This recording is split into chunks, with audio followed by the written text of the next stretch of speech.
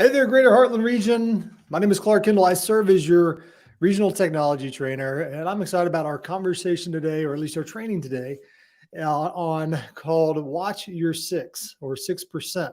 And so that's a very intentional conversation that we're going to focus on your database, contacts, and communicating with them systematically through command, through SmartPlans. So here's why we've titled this course what it is. One thing that we know, I'm going to share my screen here. And as I'm sharing my screen and getting all the good information together, here's what I welcome you to do. Whether you're watching this live, appreciate you carving out the time to be here, or watching it later. Being as this is a live stream, you can still interact. If you have questions or ahas or things to share, different best practices that you've discovered yourself or heard elsewhere, let's get involved. Put them in the comments here. Would love to be able to gain any insights that you all have. So here's what we essentially know. Okay. And this is why we titled the class, Watch Your Six. From NAR statistics, survey after survey over the years, we found out that, you know what, out of your sphere of influence, all right, and our population, actually, our homeowners or aspiring homeowners, 6% will make a real estate decision in the next 12 months. It's a fact. All right. And so with that reality, we want to impress upon us as realtors within Keller Williams, we have a great opportunity in front of us. There's folks that we know, and we hopefully they know, like, and trust us, that we have an opportunity to serve. Right. So the idea here is watch your six, take care of your own folks that already know, like, and trust you. And thereby serving them well. Of course, they'll watch your back as well, and also provide referrals. All right, so that's where this watch your 6% is, 6% of your database in the next 12 months. Don't lose sight of them. Don't forget them. They need your help. All right, so how are we effectively doing this? Here's our goal today. We're going to take your next step. Okay, and everyone who is watching this, their steps might be different, right? Where they're currently at on their journey to building their database and communicating with it, to take your next step and communicating with it systematically. Again, through our platform, our agent platform of command, right? To make this as simple as possible. And so one thing that I'm going to use as a reference point, we know the stats from NAR, 6% of your database is going to transact in the next 12 months. Before I get to this, let me go back here. All right. But maybe impress this opportunity and honest a little bit more. Think about what your current sphere is. And we might all have different definitions of that. Your sphere could be considered the amount of contacts in your phone, right? So a fun little exercise is to go to your contacts or your people in your phone. And most, I think we can scroll at the bottom and see a total there, right? Could that be considered your sphere? If it's 1,000 contacts there, there's potentially 60 deals that are sitting right there in the next 12 months, right? Or look at your Facebook friends, right? If you have a disproportionate amount of Facebook friends, you have more Facebook friends that are actually contacts, that is another potential sphere of influence, right? So we know that math can lead the way and make things really simple for us to understand. Take those numbers and consider the amount of opportunity you have for yourself and for those folks that need your help in the next 12 months, right? Of course, we know one thing that's simple to understand. It's not always easy, right? Otherwise, everybody would be closing 6% of their database. So what we're going to do is, again, get that first easy step. What's your next step to get this going in command? So we're going to use some content here from Ignite. So Ignite is a foundational course within Keller Williams. Every single real estate agent should take it and continue to take it. I believe that out of the dozens of different course material in Ignite, because it's a sequence of classes, none of us have mastered every single one of those foundational principles of how to run a real estate business or service our clients or get more business from our sphere or other sources. All right. So taking these next few slides is actually content from the database conversation. I believe that's class number 3 of Ignite. So if this resonates with you and you want to know more, plug into your next Ignite, whether the ability to attend locally or virtually, plug into Ignite, all right? Because all this is from this, and this is very scratching the surface of just one class of Ignite. So as we go through here, we're going to begin with the first law of the database. We have to feed it consistently, right? Now, we have a deeper conversation about how we can feed our database, whether it's through marketing or prospecting, right? And ideally, we would be prospecting based, having intentional conversation and marketing enhanced to grow our business. And yeah, one thing I want to start off feeding it consistently. Just focus on, don't necessarily worry about the difference between marketing or prospecting. That's not our conversation today. Feeding it consistently, right? So think about where you're at on this journey and what you would identify as your database. Maybe you don't presently have one in command, right? So feeding it consistently for you looks like putting people in there. I've been meaning to do this, and how do I best do that? You'll get that answer today. Or maybe you've already got your database in here and you're going to hear a few tips or tricks to help maximize getting more content or more data on your folks. So feeding consistently is not just more people or getting them in there for the first time. Feeding consistently also means gathering more insights, more data on the people that are in there, right? So we're going to focus on how do we feed it consistently. Where we're going to begin with feeding consistently is how do I get my contacts in command? All right. So actually, let me use a different account here real quick and get here logged into command. We're in a good spot here. All right, great. This a little larger. Okay. So we're going to be living here in contacts for a while. All right. So how do I feed my database consistently? Maybe from scratch. I don't have anybody in command just yet. You have a few options here, right? One, you can add them manually, right? So option number one would be to individually add them, or if you already have your database in there and you're meeting folks at open houses or door knocking, right? You can add them one at a time by hitting this add contact button, right? So here you have that add contact. We'll walk through this here in just a second. So that's one option. Second option would be to use the import button here. All right. Now, I'm actually going to go into the personal account here. There we go. This import button. So there's a spreadsheet that you can use to automatically import, or I should say, import a list of contacts using a CSV file. All right. We'll walk through that. Third option is to use a service like PySync. So presently, you should be able to use PySync to bring contacts in or to sync contacts from one system, say Google Contacts or iCloud or some other, and bring them automatically into command. All right. Now that's where we're at presently as a third option using PySync, and that's going to be sunset by the end of the year. And within a few weeks, we'll also see another integration with API Nation. So know that there are ways to sync contacts in command automatically. If you're thinking the third option, hey, I love automation, let me just bring them all over, connect with an amazing person in your world, in your market center called a Market Center Tech Trainer. Right?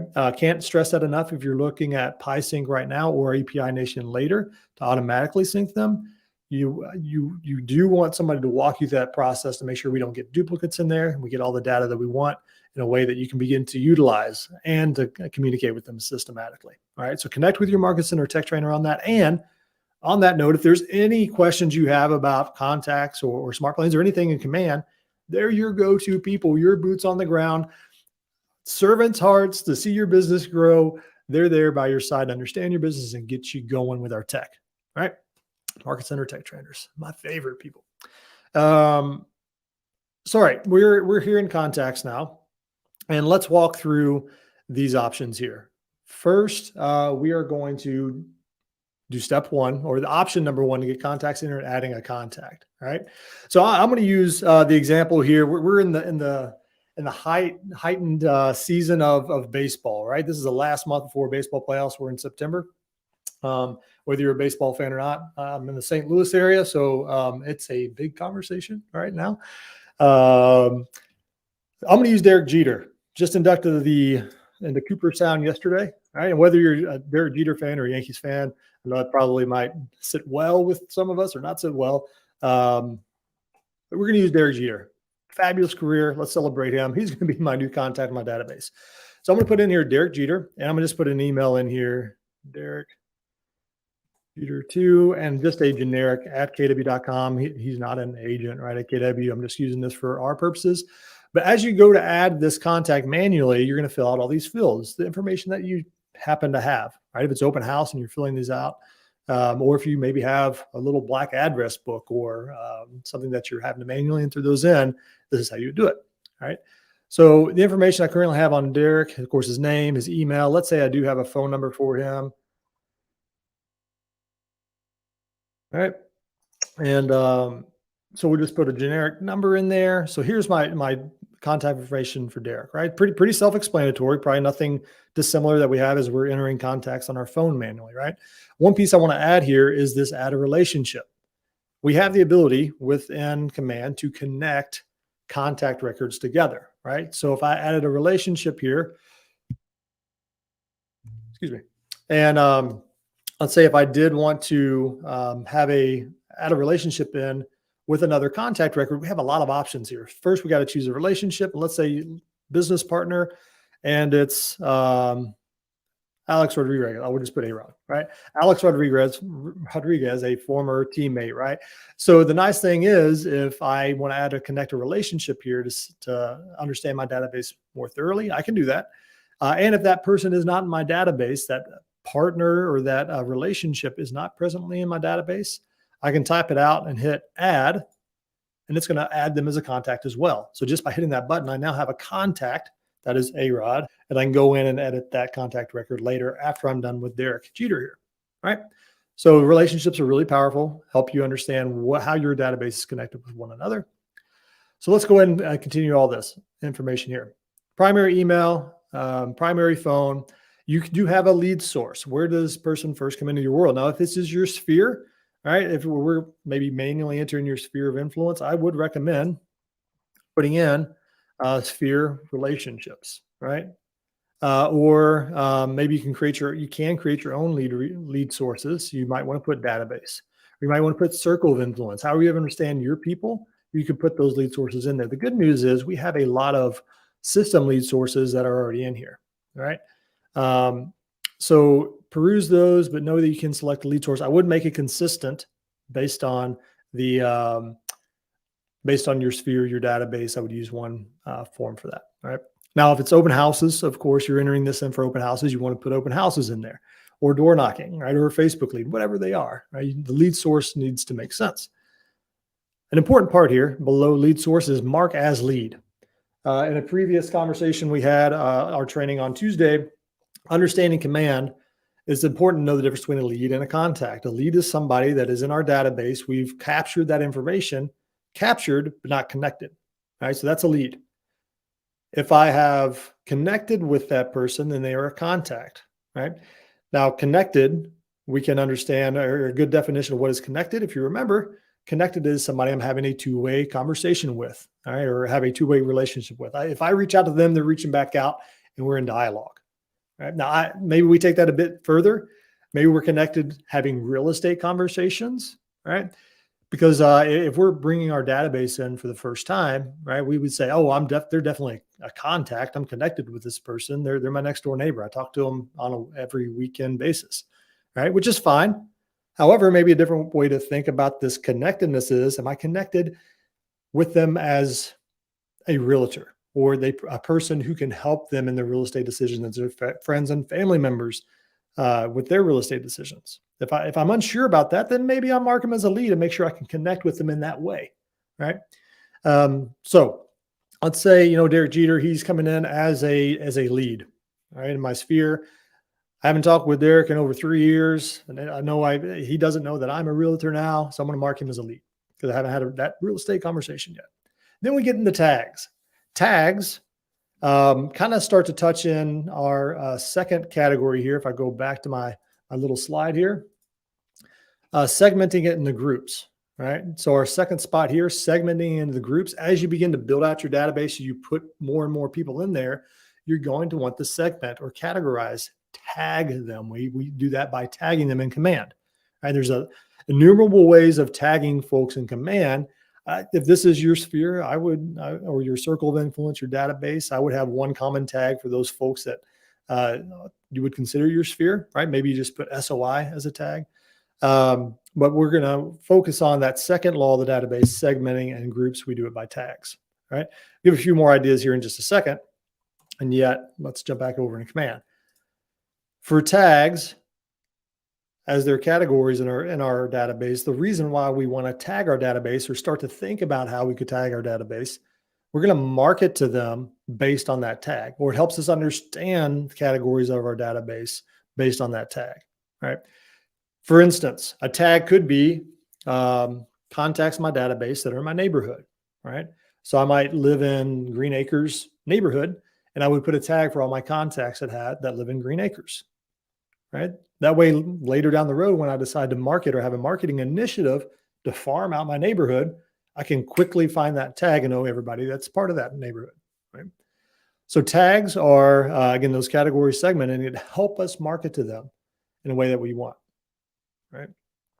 So on tags, you have a lot of system tags also built in here, just like we had system lead sources. Anything that's in gray here, those are going to be system tags, right? So and oftentimes we get arrested by these tags. So don't feel like you have to get your tags perfect right now, or even if you don't know where to begin with your tags, that's okay. Still get people in command, and you can always go back and add tags later. Yet if you don't know where to start, all right, one recommendation, if you happen to have some closed deals, right, in the past. So if say you've been in the business for a while, or even just a year, and you have closed clients, at least put in there the tag that they have bought, right? So if I've served a client and I represented them as a buyer's agent, then I would choose bought. So in this example, if I helped Derek buy 2 years ago, then I would add that bought system tag in there.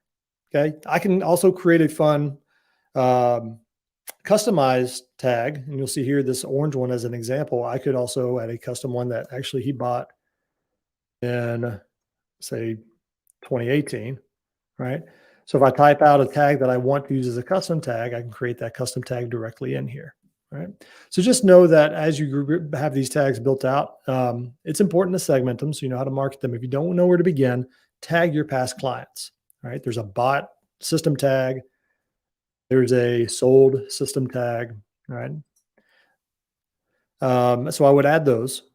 And again, if you want to be purposeful in thinking about how long ago someone bought or sold with you, then I would create a custom tag for that. Not that you have to, if you're thinking about a good start and you have some closed clients, and begin there, right? If you're brand new to real estate, one other idea that you could have for building your database, put these tags out, is grouping them geographically. I started out brand new as an agent in St. Louis, never lived here before, didn't really know anybody other than my wife's family.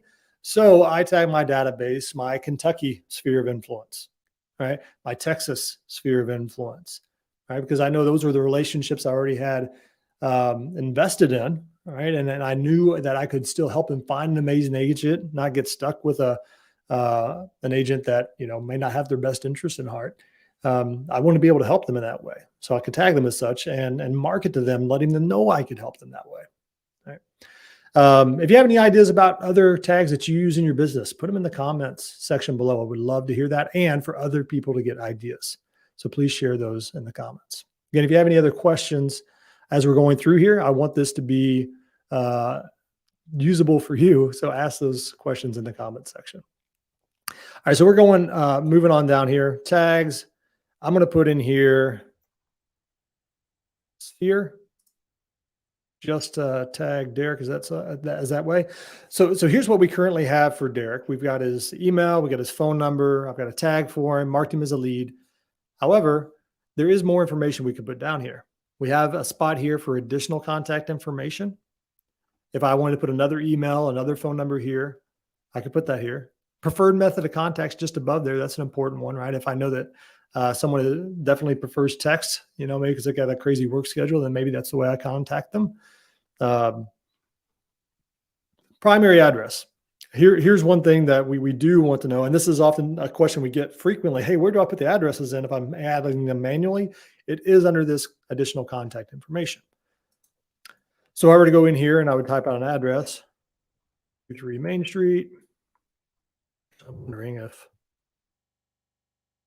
oh, there we go. 123 Main Street, Cooperstown, New York. All right. So I would put that in there. Now, the nice thing is that drop down does identify the Google address. definitely use that as that drop down is there, but that's where you save the address. All right. There's other pieces in here I highly recommend as you're building these out and over time to put the Facebook URL. That way, as you're reaching out and having conversations, you can quickly catch up on what's been going on in their life, possibly if they're into Facebook or Instagram or the other pieces there. There's a lot of different social media profiles, even MySpace. All right. And then there's other pieces down here as well that is vital information to know your database. Under the About section, we got legal name, a description, maybe how you first met them. That's often used as a purpose for the description field. Birthday and home anniversary. Those are big ones that we'll be able to leverage automatic communication with later. So if you have the birthdays and home anniversaries, put those in. And if you don't have those, begin working to get those into there, but you can put them in here. I can add additional relationships in here other than the one I added at the very top. Business or the company that they work for. Last piece here, custom. This custom bottom here, there's something you can create called custom field. So as you're filling this out, right, you've got the address, email address, physical or the phone number, all this information, what company they work for. And yet there's still something you would like to know about your database that isn't here across your database that is not present that you can't fill out. That's what this custom section is for. You can create any custom field. This is what we call custom field to know something about your database across. So in this example, favorite coffee, right? Might be a valid thing to know about your database. The nice thing here is I can create a custom field right off the bat. So some other examples that this training account has come up with, number of Jimmy Buffett songs known, number of referrals given, do they have children, or names of number of children and names. All these can be things that you can create a custom field for. If you've been to Ignite or Bold, you know that this Ford conversation or this acronym FORD that stands for Family, Occupation, Recreation, and Dreams is a fabulous one to add because this immediately lets you know what you definitely want to touch on that's important to them, right? So adding these custom fields will allow you to add that additional information in here, okay? The nice thing about this is you can change these. So if I were to add a custom field, you can have drop downs, you can have text fields and all that. There's a place we can go to edit these also, but if you want to do it in the contact record, you can do it here. All right. So I'm going to go ahead and create Derek Jeter as a contact. Check my comments real quick. All right. So you'll notice here, that was that kind of unintentional. A-Rod was created automatically as I added that relationship, so I could go in here and change this. And yet let me go find Derek Jeter. I just saved it. He should be here. There he is, Derek Jeter. I'm going to pause because as we're in this contacts view, probably don't have full time to go into how powerful this contacts view is. But a couple of things to highlight. One, the name will always be on the far left-hand side. If there's an L by it, that means they're a lead. We mark them as a lead or they're marked as a lead automatically through a Facebook ad or something else. Landing page, okay. If there's a green check mark here, that's even better news because that means they are connected to you as the agent on your website or your app. And that green check mark there, you get to see kind of what they're looking at as far as homes go, get feedback from that, all great stuff there. All these columns beyond that are fully customizable. You can click this customize columns and there's a lot of information here.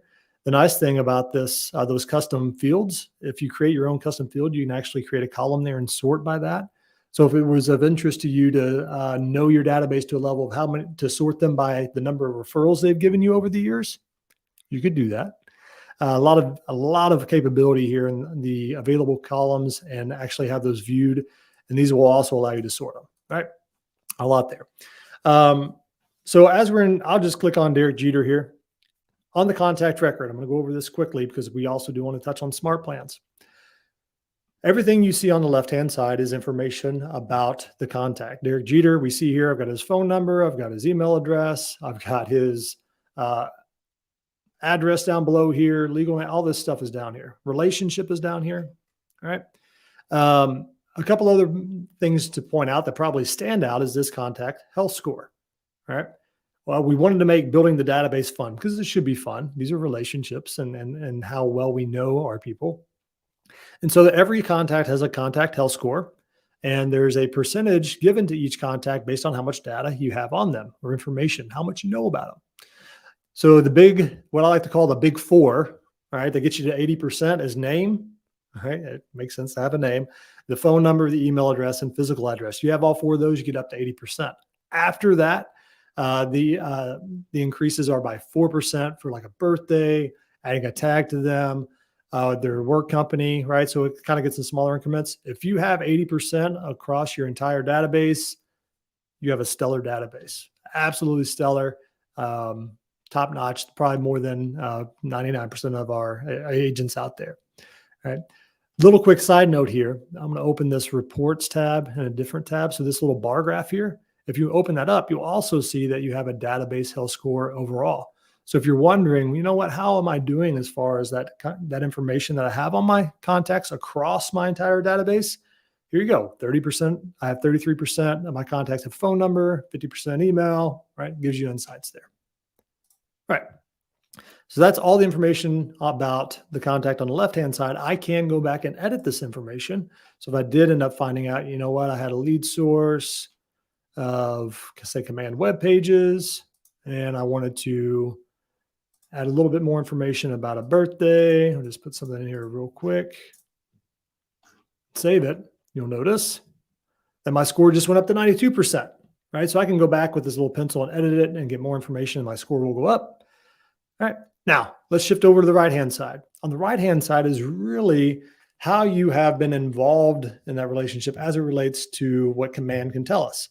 So this first tab here is the timeline, right? If you are purposeful in adding activity here on the right-hand side, whether you had a meeting with them over coffee, if you called them, sent them an email, a text message, all this can be logged here and will show up in your timeline.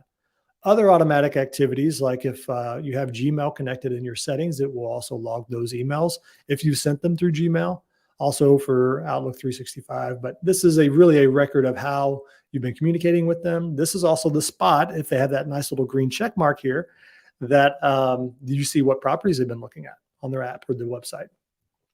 Opportunities, we'll have a training on opportunities next week, but this is where you go to create an opportunity. If they've raised their hand, said, yes, I'm going to make a real estate decision in 6 months, I got to sell, then you create an opportunity. You can do that here. Smart plans, we'll get in that in just a second. This is where you would add the smart plan and see what smart plans they are currently on. You can also assign yourself a task. If it's a one-off task, you can create it here, or if it's a task from a smart plan, then you'll be able to see them here. You can also add generic notes here. If it's a note based on a call or a text or a meeting, I wouldn't use this. I would definitely use the timeline and add an activity button for that. Right. Another last option here, you do have save searches. That you can create a save search based on zip code and neighborhood that will push to their email address and the app if they have it. And a little quick action button here at the bottom right. This is where you can add an activity, add a note, or add a calendar event. Right. But now on the left-hand side, information about the contact. Right-hand side is how they, what information you have, how they're involved in your technology, right? Or how you're moving them further to get to the closing table. All right. So that's manually entering in a quick summary on this contact record. There's really so much more we can go over in that contact record. And yet for our time's sake today, we'll hold off on that.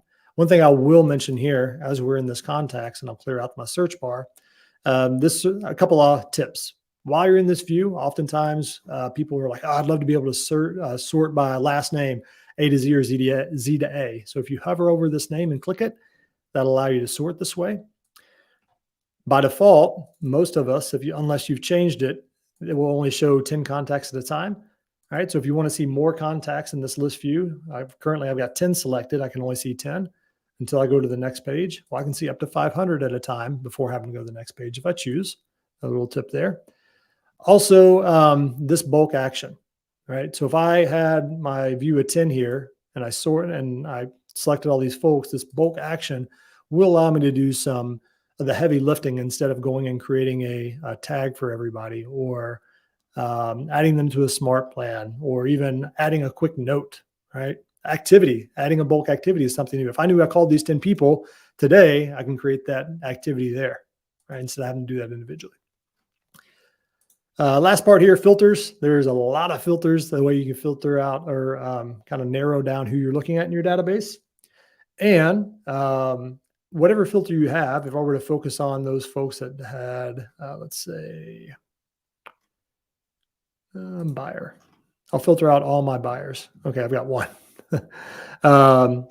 in this personal account. So I've got one contact here. If I like this view, this is something I can routinely go to time and time again, then I can hit this drop down and create a smart view, which allows me just to have a drop down toggle and not have to always go back to the filters. So I'm going here in filters, and there's some type of filter that I like lead generating out of, whether it's a call list or identifying who has downloaded my app or who I don't have emails for or have emails for, right? All this. If it's a filter that you want, then I would create, and you're going to use that filter again and again and again, I would create a smart view for it. Okay. All right. So that's how you manually enter them. Last piece here, the import. Quick note in here. I'll put, I've got an article here, but know that in order to have that spreadsheet to import your contacts, if you want that list view, the CSV file is here. So you would download this, which comes down, depending, it downloads wherever that download it on your computer. If you're in Chrome, it'll be down here. And then you would drag and drop or browse it to upload it. If you are interested in importing your contacts, because I showed you kind of in depth how to add a contact one at a time manually. However, if you're interested in knowing more about import contacts and following a step-by-step guide, we have an article here from answers.kb.com, my favorite resource to share out, that will have a video and a step-by-step. So I will go ahead and put that here in the comments section, or at least should see it in the comments in either Facebook or YouTube live right now, or the video later. Should be there for you. All right, so that's how you import contacts. Now, back to Watch Your Six here. We segmented in groups. The next piece here that is important to understand is engage it with a touch plan, right? So again, attend Ignite. There's models that are based on most recent research that help us identify how many touches do I need to convert a lead into a contact, right? Or if I have my contacts, my database in there, how many touches I need to really maximize. So to answer the question, how do I close 6% of my database? One, we get our database in there and get as much information as possible, right? And then we engage it with a 36 touch plan, right? So here's an example of a touch plan. The great thing about this is this introduces the concept and the amazing tool within Command called SmartPlans, right? So let's drift on over into SmartPlans, and this could be a class in and of itself. I'll show you an article, kind of give you the whole rundown of SmartPlans, release a link to do that. But underneath here, if I click my magic red square and I go to SmartPlans,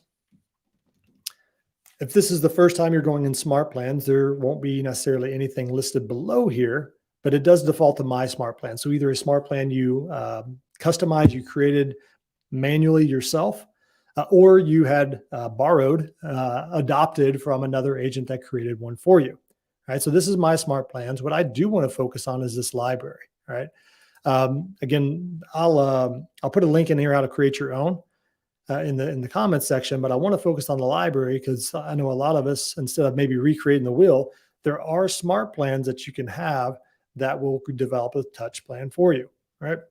So if I'm here in the search bar, and I type in, just say touch. I'm going to search, it's going to search all the SmartPlans that have the word touch in them. All right. So I'm just looking here. I don't know what is in here. It's been a while since I've searched for that. So if I'm here, these are all SmartPlans that other agents or leadership have created. Here's a stay in touch plan.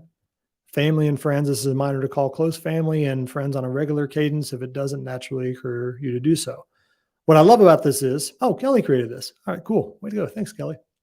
Kelly Cody is our amazing leadership in KWRI in Austin. So 433 agents are currently using this, and we've got a pretty good rating here. So each smart plan does have a rating. All right, so I might look at this and say, is this a smart plan I'm going to use? Maybe. At least this is pretty encouraging. I mean, that sounds like something good to do. Probably would be a part of my 36 touch. The nice thing is when you're searching these smart plans in the library, if I hit view steps, it's going to show me everything that's going on. This is a pretty simple one. This is saying phone call, check in, how are they doing? Discuss upcoming travel plans, children, pets, holidays, what is new? So this plan, it will give you a task reminder to call this person. Right? It's not going to call them for you, right? This is going to equip you to be notified or reminded, this is my task call list for today. And then 23 days later, it's going to give you another task to do that. Right. So that would be that smart plan. You know what? I like that one. And let's just, for our time purposes, adopt this smart plan to be a part of my 36 touch program. I can click add smart plan and I can rename this whatever I'd like. Right. But once I hit the download button here, that is going to take Kelly's awesomeness, this great idea of staying in touch with family and friends. And now if I go into my smart plans, it is now a part of my smart plan or my smart plan library, right?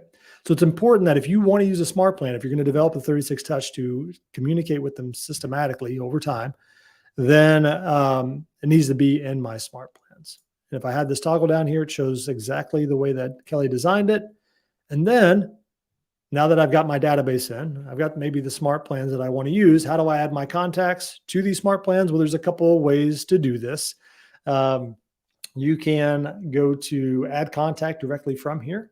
If I had to add contact, I can add a group of folks by tags in here. So if I wanted to have everybody that was, let's go with, oh, Green Acres is in there. Anybody on Green Acres? Okay, there's one person, Lady Liberty from Green Acres. I could, and if there were more people in there, I could select all these and add those folks to this smart plan, right? So I could add them in the smart plan place here. Also going back to contacts, I can select this bulk action. Let's say I've got, in this example, I got 513 in my database. Let's say, you know what? I just want to put everybody on this smart plan. I've got the view of 500 here, right? So it's selected. I got all these 500. So if I select this bulk action here, I've selected 500. I can add every single one of these 500 to a smart plan. And I can search by the smart plan, but I see my stay in touch is there at the top. I would hit select. And then when you add somebody to a smart plan, you have a couple of options. One, you could start that plan immediately. That means based on this plan, it would give me a task to call all 500 of these people today. Okay. I could also start on a following date. So if I didn't want those 500 to get a task right now, then I could choose a later date. Now, for this large and for this example, I could do a third option of stagger the start over a few days. And I could say, you know what, 500 people is a lot to get a task to call today. So I could stagger these more so. If I hit stagger, then I can say, you know what, I want 10. I want a task to show up over the next 50 days for maximum contacts of 10 per day. So that means the first 10 at the top would get that task to call them the next day. Then that smart plan would begin for the next 10, and then the next 10 the next day. And that's how it would work. All right. So a couple of options there to add to smart plans. What I'm going to do here now, because I mean, this is a light introduction to contacts and smart plans. While we're on smart plans here, I do want to provide you the kwanswers.com article. If you don't have answers.kw.com saved, bookmark, please do so now. This is your number one resource. It's always up to date with the most accurate information and how-tos to do anything in command. Right. So what I'm going to do here, I'm just going to type in smart plans. And there are some suggestions here. So I'm going to go add a smart plan from the smart plans library. All right, kind of what I very quickly walk through. There's an article directly on that. But what I also like about KW or answers.kw.com, they are based on categories. So you notice here that there's a smart plans category. And if I click on that smart plans category, here is every single answers.kw.com article to do so. It tells me anything I want to do in smart plans. So if I want to create my own custom smart plan, I would look at this article. If I wanted to understand maybe a little further best practices in publishing smart plans, I would read that article. If I wanted to know more about what is this home anniversary smart plan, because I added a lot of those for my contacts, those home anniversary dates, well, what is that smart plan about? This is the link that I will put in the chat for you. And it is the link to know more and more and more about smart plans. So I'll put that there. Last piece I'll add here on understanding how we begin to get capitalize on 6% of our database. Feed it consistently. Get your database in there. Start communicating with them. Add more information, more insights about them. Of course, we're going to segment it in groups. Engage it with that touch plan. Last piece here, tend it over time. As you begin to reach out, you have these conversations, business will flow, right? So as you begin to close these, that 6% of your database, can't stress this, build a culture around testimonials and reviews, right? You have a spot for on your command agent site to receive reviews and have those displayed on your agent site. Also, a great free idea is to go and create a Google business page. So if somebody searches your name as a realtor, whether for whatever reason, that Google search result will show up as your business page and you can start collecting reviews from there, right? Even if you haven't any closed any deals, you have people that know, like, and trust you as a person, right? Verify or show your authenticity and your ability to actually be trusted by other folks that don't know you just yet, by other folks that do, right? So build a Google page, a Google business page, start collecting reviews in that way, right? So that's another way to have testimonials and reviews for free. And also regularly update and prune your database. As you're doing these touch plans, always think about what is the next piece of information that I can know about this contact, right? As you're calling them or texting them on a routine basis, do I have a home anniversary for them, right? Do I have their birthday in there? Have I connected them with my app yet? Right? Can I do that? Start to prune that database over time. So looks like we don't have any questions for today, at least live yet. Even if you're watching this now, go ahead and put something in the comments. It's something that came up. We'll be quick to respond on that. And hope you found value today. And we'll catch you next week for our opportunities and DocuSign. Take care.